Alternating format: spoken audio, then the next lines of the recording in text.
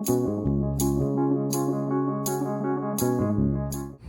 Hello everyone, আজকে আমরা আবার বেরিয়ে পড়েছি।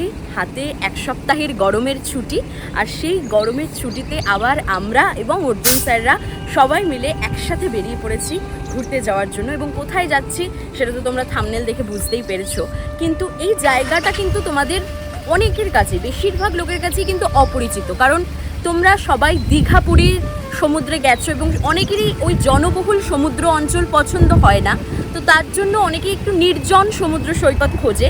তো সেই নির্জন সমুদ্র সৈকত হিসাবে আজকে কিন্তু তোমাদের আমি একটা পারফেক্ট ঠিকানা দেব। তো তোমরা কিন্তু আমার ভিডিওর সাথে একদম শেষ পর্যন্ত থাকো এবং তোমাদের নিয়ে যাব একটা নির্জন অপূর্ব সমুদ্র সৈকতে, এবং সেখানে গিয়ে ভীষণ সুন্দর একটা থাকার জায়গা। তো চলো দেখা যাক কোথায় যাই। যেহেতু আমরা অনেকটা সকালেই বাড়ি থেকে বেরিয়েছিলাম, তার জন্য খেয়ে বেরোনোর সময় বা সুযোগ কোনোটাই কারোরই হয়নি। তার জন্য মা সবার জন্য বাড়ি থেকে লুচি আর ঘুগনি রান্না করে নিয়ে গিয়েছিল, যার কারণে আমরা কোলাঘাটে দাঁড়াইনি, আমরা মায়ের হাতের খাবারই রাস্তায় দাঁড়িয়ে খেয়ে নিয়েছি। সকালবেলা 4টের সময় বেরোনোর কথা, 7টের সময় বেরিয়েছি এই খাবারের জন্য। শুধু খেতে তো ভালো হয়েছে। আসলে এই একটা সপ্তাহ আমাদের কলেজে চলছে গরমের ছুটি, তাই সেই সুযোগেই আমরা আর অর্জুন স্যাররা সবাই মিলে একসাথে একটা প্ল্যান করে আমরা বেরিয়ে পড়লাম নির্জন সমুদ্র সৈকতের উদ্দেশ্যে। সারা সপ্তাহের এই ক্লান্তির শেষে এই যে কটা দিনের আমাদের ছুটি কাটানো, এটা কিন্তু পুরো ক্লান্তিটাকেই নিমেষে দূর করে দেয় এবং ভীষণ রিফ্রেশ করে। তো আমরা তো এখন অনেকটা রাস্তা চলে এসেছি। বাইরে তো ভীষণ গরম, মানে হাওয়া দিচ্ছে বাইরে প্রচুর, বাট হাওয়াটাও খুব গরম, যার কারণে আমরা গাড়িতেই বসে রয়েছি এসি চালিয়ে। এখন রাস্তায় এক জায়গায় দাঁড়িয়েছি, একটু কেউ চা খাবে, কেউ ডাবের জল খাবে, তার জন্য, তো অল্প রিফ্রেশমেন্টের জন্য। আর তোমাদের তো আমি আগেই বললাম ভিডিও শুরুতেই যে আমরা ভীষণ সুন্দর একটা নির্জন সমুদ্র সৈকতে যাচ্ছি, যেটা অনেকের কাছেই অজানা। তো সেই অজানাটাকে জানার জন্য কিন্তু তোমাদেরকে একদম আমার ভিডিও শেষ পর্যন্ত থাকতে হবে। তো দারুণ দারুণ আমরা ওখানে গিয়ে প্রচুর মজা করব, প্রচুর খাবার খাবো, সবটা তোমাদেরকে দেখাবো। তো ভিডিওর একদম শেষ পর্যন্ত থাকবে। দূরে যাওয়া আরও কীরকম লাগবে, ঠান্ডা রিফ্রেশিং ডাবের জল খাচ্ছি এই গরমে, তারপর আবার রওনা দেবো বাকি পথ। শহরের কোলাহলময় রাস্তা পার হয়ে এবারে আমরা প্রবেশ করলাম ওড়িশার ছোট্ট একটি গ্রামের নির্জন রাস্তায়। আর রাস্তাটা তো তোমরা দেখে বুঝতেই পারছো কতটা সুন্দর। দুই পাশে মাছের ভেড়ি আর সবুজে ঘেরা জঙ্গল, আর তার মাঝখান দিয়ে সুন্দর সরু একটি মাটির রাস্তা। জায়গাটার এক্স্যাক্ট লোকেশান তো আমরা ভিডিওর মাঝে এই হোটেলের ম্যানেজারের কাছ থেকে জেনে নেবই, তবে তার আগেই তোমাদেরকে একটা ছোট্ট ধারণা দিয়ে রাখছি। এই জায়গাটা হলো বগুড়ান জলপাই বা বাগুড়ান জলপাই, অনেকেই অনেক নামে ডেকে থাকে। আর এই জায়গায় একমাত্র থাকার জায়গা হলো সাগর নিরালা। তাই যারা এখানে আসতে চাইছো তারা বগুড়ান জলপাইয়ের সাগর নিরালা গুগল ম্যাপে তোমরা সেই ম্যাপ ধরে সোজা চলে আসতে পারো তোমাদের গন্তব্যে। এর আগে কিন্তু আমি এই বগুড়ান জলপাইতে এসেছি, তবে সেটা প্রায় 6 থেকে 7 বছর আগে। তখনের ইনফ্রাস্ট্রাকচার বা তখনকার পরিবেশ, তাদের পরিষেবা সব কিছুই অন্যরকম ছিল। কিন্তু এই 5 থেকে 6 বছর পরে আমি যখন আসলাম, তখন অনেক কিছুরই বদল ঘটেছে। নতুন বিল্ডিং তৈরি হয়েছে, তাদের ব্যবহার, তাদের পরিষেবা সব কিছুরই চেঞ্জেস হয়েছে। আমরা চলে এসেছি সাগর নিরালাতে, বগুড়ান জলপাইদের একমাত্র থাকার জায়গা, এবং এই জায়গাটাও কিন্তু ভীষণ সুন্দর, নিরিবিলি একটা পরিবেশের মধ্যে।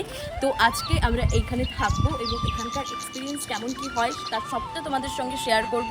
তো এছাড়াও এই হোটেলের ম্যানেজারের কাছ থেকে আমরা শুনে নেব এই হোটেলের সব ডিটেলস, লোকেশন, সব কিছু, প্রাইস ডিভিশন সব কিছু আমরা জেনে নেব। তো চলো সেগুলো জানার জন্য আমার ভিডিওর সাথে। এই দেখো হাঁস, মাথা তুবাবে, কখন মাথা তুবাবে? এই মাথা তুবা বললে হবে না? আমি একবার ওদের মতো ব্যাক প্যাক করেছি, তাও বলিনি। তাই? আরেকবার করো তো। হ্যাঁ দেখি তো। দেখো বলিনি। এমনি এই প্যাক প্যাক বলছে, তোরা শুনতে পাচ্ছিস না? ওই যে নামছে। এই চলো পালাই পালাই। এখন জল থেকে উঠেছে এবার ওরা টান করবে। এবার ওরা টান করবে। তাই এই হোটেলটা কিন্তু ভীষণ সুন্দর, একদম সবুজে ঘেরা একটা গ্রাম্য প্রকৃতির মধ্যে অনেকগুলো কটেজ আর তার সঙ্গে হোটেল রুম নিয়ে এই পুরো জায়গাটা সাজানো রয়েছে। আর এই কটেজগুলো কিন্তু তোমরা দেখতেই পাচ্ছ, আমার বাঁ হাত ধরে পুরো কটেজগুলো সাজানো রয়েছে।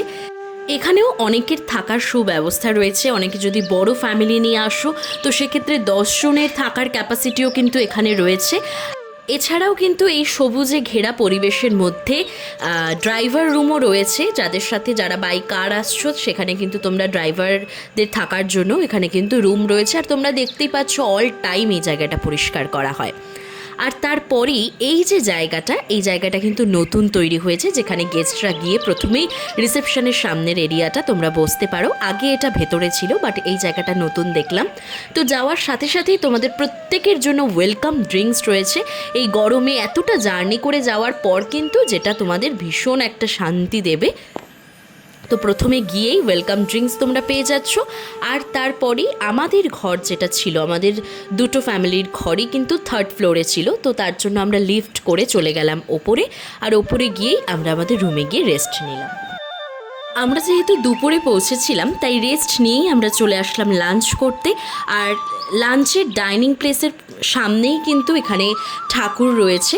আর তারপরেই পাশে সিঁড়ি, আর সিঁড়ির পাশেই পুরো এরিয়াটা কিন্তু ডাইনিং প্লেস, যেটা খুবই পরিষ্কার পরিচ্ছন্ন ছিল। এবারে তোমাদের সঙ্গে শেয়ার করে নেব আমরা প্রথম দিন লাঞ্চে কী কী খেয়েছি। তো প্রথম দিন লাঞ্চে আমাদের ডাইনিং প্লেসে যেতেই কিন্তু ওরা থালা সাজিয়ে আমাদের জন্য খাবার নিয়ে এসেছে। তো প্রথমেই ছিল সাদা ভাত, তার সাথে ডাল, তার সাথে পোস্ত আলু ভাজা, স্যালাড আর আলু পোস্ত এবং পটল আলুর তরকারি। তার সঙ্গে কিন্তু বড় বড় পমফ্রেট মাছ ছিল। আর আমরা সবার জন্যই পমফ্রেট মাছ নিয়েছিলাম। আর তার সাথে 2টো কাঁকড়া আমরা অর্ডার করেছিলাম। আর তার সাথে শেষ পাতে ছিল চাটনি আর পাঁপড়। তবে খাবারের কোয়ালিটি কিন্তু আমাদের একদমই ভালো লাগেনি দুপুরে, কারণ পমফ্রেট মাছটাও ভালো ছিল না, এছাড়া কাঁকড়াটাও ভালো ছিল না। লাঞ্চ করে এসেই 10 মিনিটের একটা ছোট্ট ব্রেক নিয়ে আমি আর চয়নদা রেডি হয়ে গেলাম আমাদের শ্যুটের জন্য। আর আমরা এখন যাব সেই নির্জন সমুদ্র সৈকতে এবং তোমাদেরকেও নিয়ে যাব সেই সমুদ্র সৈকতে। এবং সমুদ্রটা কতটা সুন্দর, সেই জায়গার পরিবেশ, তো সেটা সবটাই তোমাদেরকে দেখাবো।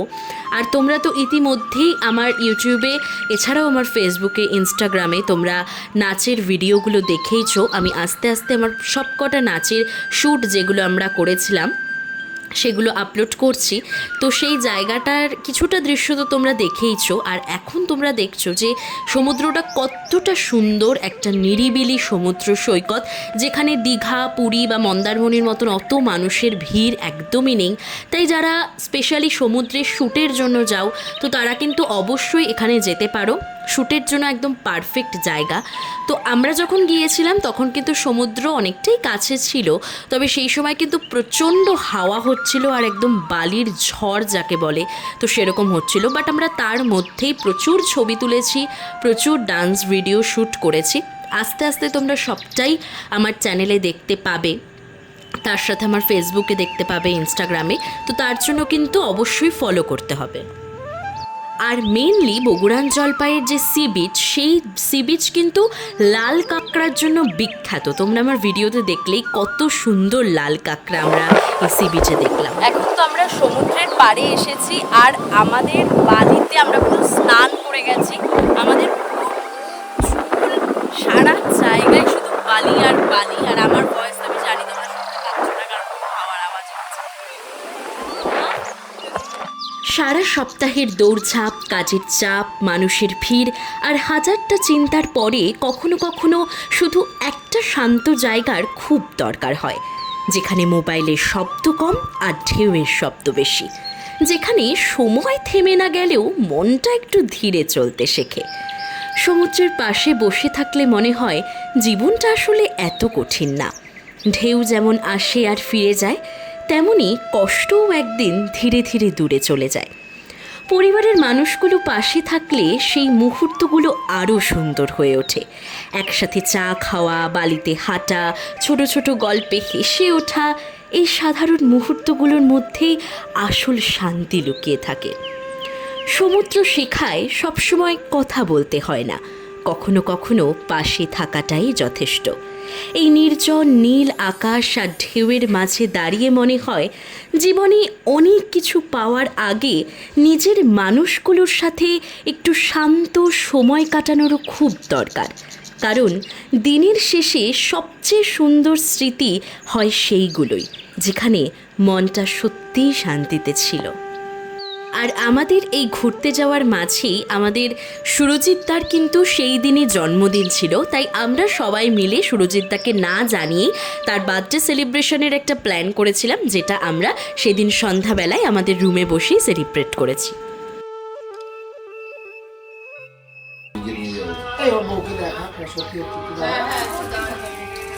এটা হলো বার্থডে কেক আর এটা হলো বার্থডে বয়। টুপিটাই আনা হয়নি। আটকায়নি এই পর্যন্ত দেখ।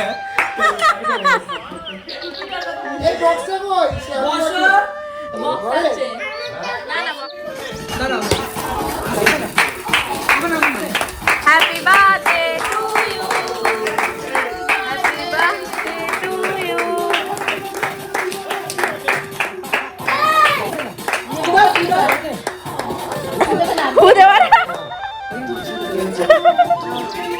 আরে দাও দাও, এবার খেতে পারবা।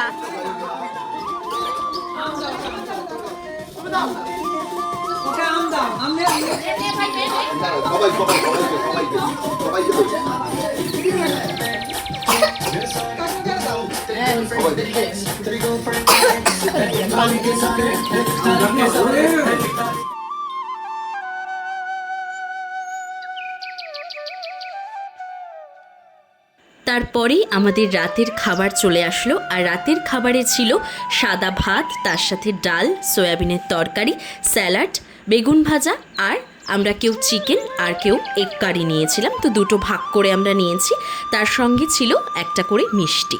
তো রাতের খাবারের কোয়ালিটি কিন্তু খুব ভালো ছিল। তারপরেই ঘুম, আর ঘুমের পরেই নেক্সট ডে সকালে সবাইকে গুড মর্নিং। তো এবার হোটেলের সব ডিটেলস চলো জেনে নেওয়া যাক। জোরে তো বলবি। আজকে আমরা সাগর মেডালার ম্যানেজারের কাছ থেকে শুনে নেব যে এখানকার ডিটেলস কীরকম রয়েছে। তোমরা যদি এখানে আসতে চাও তাহলে কিভাবে আসবে এবং এখানে লোকেশনটা এক্স্যাক্ট কী, তো সেটা আমরা জেনে নেব। যদি বগুড়াঞ্চলকে সাগর নিরালায় গেস্ট হাউসে আসতে চান আপনারা, তাহলে ট্রেনে বা বাসে যদি আসেন, ট্রেনে এলে আপনার কাঁথি রেল স্টেশনে নামবেন, আর বাসে এলে কন্টাই বাস স্ট্যান্ডে নামবেন। আমাদের বুকিংয়ের সময় অটোর নাম্বার দেওয়া থাকে, 350 টাকা নেয়, 7 জন আসতে পারবেন লাগেজ সব কিছু নিয়ে, ঠিক আছে? বলুন। এখানে ভাড়া কীরকম কী রয়েছে? আমাদের ওই ফুডিং লজিং নিয়ে প্যাকেজ সিস্টেম, পার হেড এসিতে ডবল বেড শেয়ারিং করে 2 জন থাকতে পারবেন আপনারা ডবল বেডে। এবার 1850 করে per head per day. 3 time fooding থাকবে, লাঞ্চ, ডিনার, ব্রেকফাস্ট থাকবে। ঠিক আছে। Thank you. Hello everyone, welcome to the next day. আজকে তোমাদেরকে আমি আগেই বলেছিলাম যে আমাদের 2 রাত এই বগুড়ান জলপাইতে স্টে করার কথা, কিন্তু এখানে এসে এখানকার এনভায়রনমেন্ট, এছাড়াও এখানের খাবারের কোয়ালিটি আমাদের কোনোটাই খুব একটা ভালো লাগছে না। তো যার কারণেই আমরা সবাই মিলে ডিসাইড করেছি যে আমরা এখান থেকে মন্দারমণিতে শিফট করবো এবং ওখানে গিয়ে আমরা আজকের রাতটা স্টে করব, এবং যদি ভালো লাগে তাহলে আরও নেক্সট ডেতে থাকার প্ল্যানিং আছে। তো আজকে আমরা সবাই মিলে এখন নেক্সট ডে সকালবেলা আমরা এখান থেকে চেক আউট করে বেরিয়ে যাচ্ছি, এবং কালকে রাতেই মারা সবাই মন্দারমণিতে গিয়ে ওখানকার রুম দেখে এসেছিল। তো ওখানেও ভীষণ সুন্দর রুম, তো দেখা যাক ওখানের এক্সপিরিয়েন্স কেমন হয়। তো চলো আজকে সবাই মিলে ওখানে যাওয়া যাক, ওখানে গিয়ে প্রচুর মজা করব, প্রচুর আনন্দ করব। তো তার জন্য স্টে টিউনড। আজকের মতো বগুড়ান জলপাইয়ের ব্লগ এই পর্যন্তই। তোমাদের সঙ্গে দেখা হচ্ছে আবার নেক্সট পার্টে, আর নেক্সট পার্টে আমি তোমাদেরকে নিয়ে যাব আরও একটা সুন্দর সমুদ্র সৈকত দাদন পাত্রতে, যেটা মন্দারমণি থেকে খানিকটা দূরে, এবং সেখানের আমাদের এক্সপিরিয়েন্স কিন্তু দারুণ হয়েছিল। তাই তোমরাও যদি এরকম বেস্ট একটা এক্সপিরিয়েন্স করতে চাও তাহলে আমার এই ভিডিওটা লাইক, কমেন্ট আর শেয়ার করো, আর নেক্সট পার্টের জন্য সাবস্ক্রাইব করো।